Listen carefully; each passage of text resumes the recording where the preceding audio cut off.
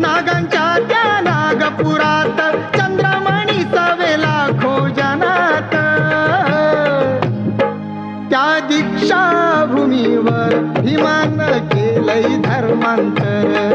त्या दीक्षाभूमीवर भीमानं केलंय धर्मांतर त्या दीक्षाभूमीवर भीमानं केलंय धर्मांतर